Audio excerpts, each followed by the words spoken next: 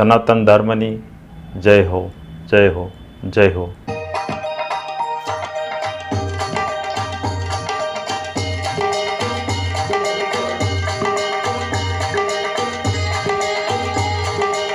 જય ગુરુ મહારાજ, જય ગુરુદેવ, જય સિયારામ, હરિઓમ.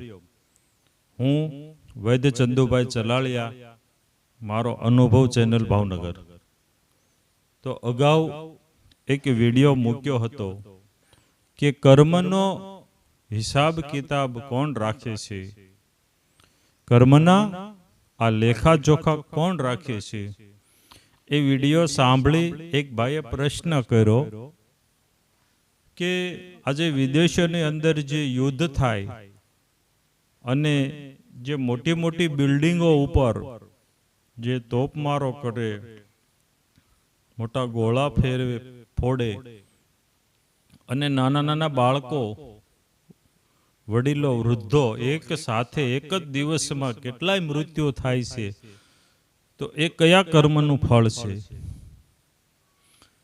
એટલે મને તો જે અંતરમાં હુજ્યું એ મેં જવાબ આપી દીધો. સાચો ખોટો મારો રામ જાણે. ભાઈને મેં કીધું,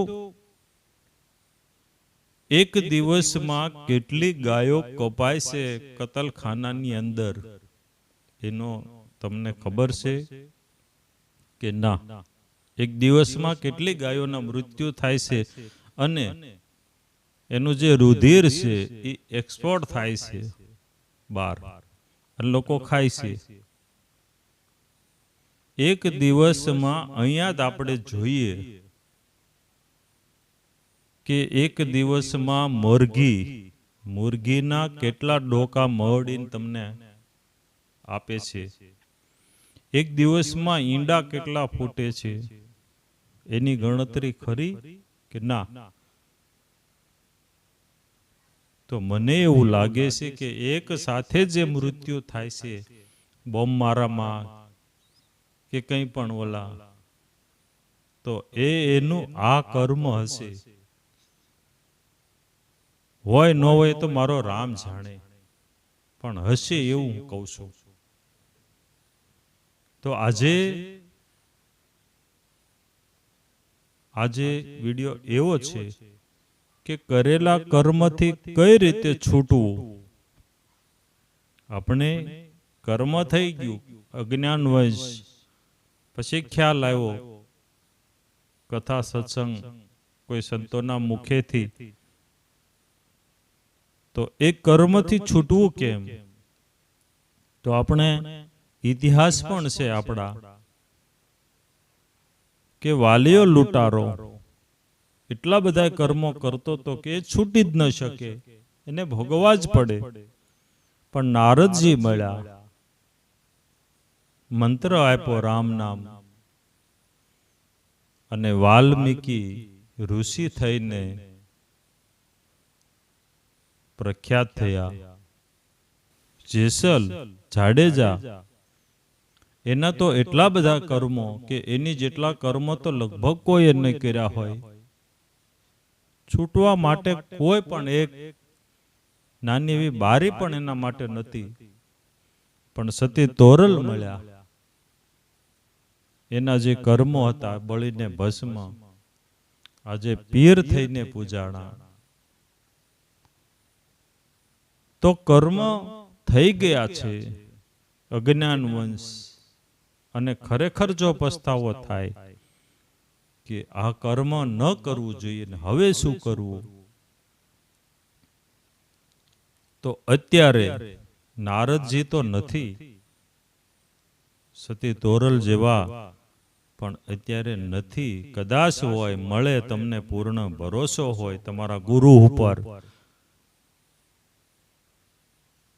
તો એમને શરણે જાઓ.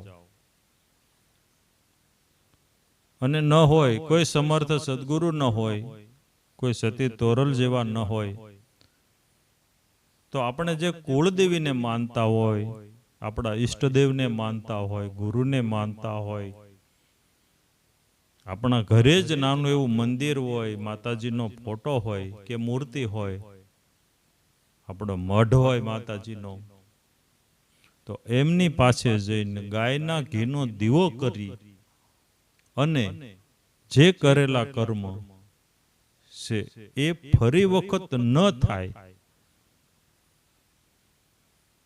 કરેલા કર્મ ફરી વખત ન થાય તો જ માફી માંગવા જવાનું, નહીતર એનું પરિણામ નહીં આવે. ગુરુ પાસે, ઈષ્ટદેવ પાસે, કુળદેવી પાસે ગાયના ઘીનો દીવો કરી અને માફી માંગો કે આ મારા જે કર્મો છે એમાંથી મુક્ત કરો. મુક્ત ન થાય તો મને હળવો કરો, અને જિંદગીમાં જ્યાં સુધી છેલ્લો શ્વાસ રહેશે ત્યાં સુધી આ કર્મ તો હું કરીશ જ નહીં, એવું વચન આપો મનોમન. કોઈને કહેવાની જરૂર નથી જાહેરમાં.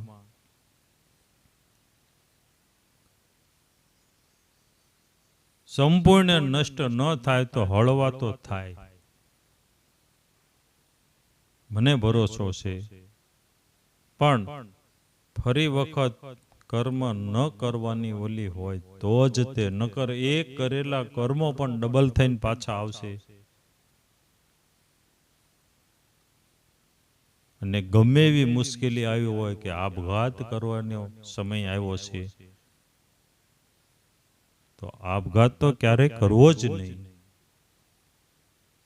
તમારી કુળદેવીના શરણે, ઈષ્ટદેવના શરણે જાઓ, મનોમન જાઓ. મઠ ન હોય, મંદિર ન હોય તો ઘરે ગાયના ઘીનો દીવો કરીને માફી માંગો. વાલિયા લૂંટારાના જો કર્મ બળીને ખાક થતા હોય, નારદજી મળવાથી જેસલના કર્મો જો બળીને ખાક થતા હોય, તો આપણે આપણી કુળદેવી, આપણી માતાજી, આપણા ઈષ્ટદેવ આપણા કર્મો જરૂર હળવા કરશે એવો વિશ્વાસ રાખી એના શરણે જાઓ. બસ ગુરુ કૃપાથી જે કાંઈ આજે અંતરમાં હોજ્યું આપને સમક્ષ રજૂ કર્યું. જય ગુરુ મહારાજ, જય ગુરુદેવ, જય સિયારામ. આગળના વિડીયો જોવા માટે આ રીતે ચેનલ સબસ્ક્રાઈબ કરો.